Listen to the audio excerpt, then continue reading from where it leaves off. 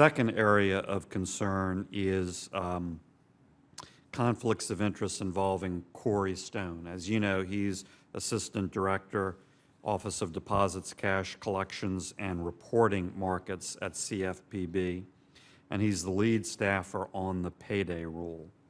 Now, I'm concerned about conflicts there because he was a senior executive before CFPB, was a senior executive for a company he started which sold out to a rival called Microbuilt. And they worked with folks with thin credit files seeking financing, type payday lenders would perhaps have as customers.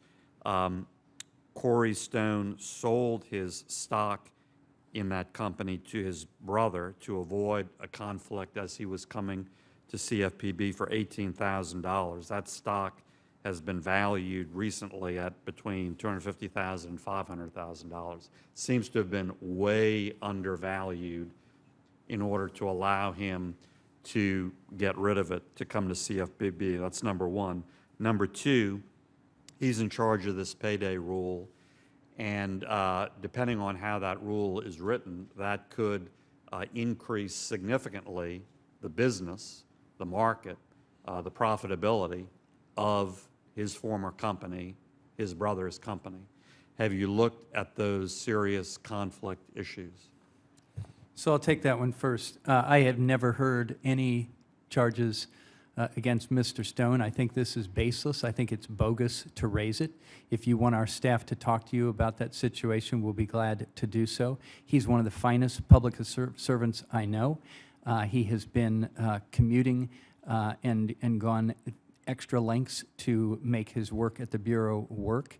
I do not believe there's anything to anything you've just said about him. He is a public official with great integrity, and if there's more that we need to talk about this, I'll be happy to talk about it with you. Okay, offline. Can I follow up on that? Are you aware of the stock issue? Look, people who come to work at the Bureau, some number of them came from the private sector. Usually you all think that's a good thing. You don't want us to have everybody not come from the private sector. Are you aware of the specific stock valuation? They divest assets when they come, and they divest them for fair market value. Now, at the time he came to the Bureau, it would have been right in the wake of the crisis. It may be, you know, the entire stock market was down more than 50% at that time, so I don't know what the details are, but I can assure you we'll be glad to look into it if you want. Okay. Everything Corey does is with high integrity. What I'm asking is, have you looked into that issue and come to a conclusion or not? Our ethics department vets everybody's divestiture of assets before they're hired at the Bureau. It is a painstaking process. I don't believe there's anything to this, but we'll be glad to follow up with you if you want to pursue it. Follow up in writing, that would be great. Yeah. And then